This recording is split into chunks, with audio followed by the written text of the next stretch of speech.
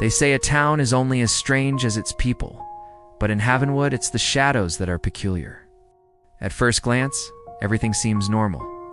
Quaint houses line the streets, children's laughter echoes from the park, and the sun casts long, familiar shapes as it sets. But if you watch closely, you'll notice something unsettling. The shadows don't always match their owners. A dog's shadow might stretch into the shape of a wolf. A child's shadow might have wings. The townspeople don't seem to notice, or perhaps they've learned not to.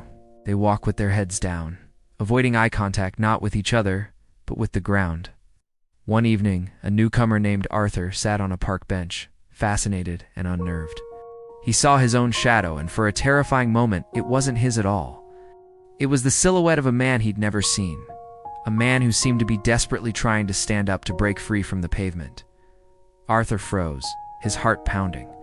The shadow twisted, its silent scream etched on the concrete, before it flickered and returned to his own shape. That's when he noticed the old woman across the park. She wasn't looking at him. She was looking at his shadow, and she was smiling, a knowing, ancient smile that sent a chill down his spine. She lifted a single finger to her lips in a gesture of silence. What are these shadows? Are they echoes of past lives, warnings of the future, or something else entirely?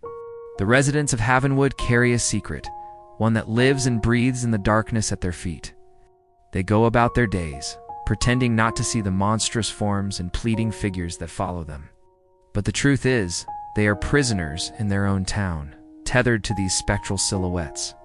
The longer you stay in Havenwood, the more you realize the shadows aren't just following the people. They're leading them. Every step, every decision, guided by a darkness that has its own agenda. Arthur learned this too late.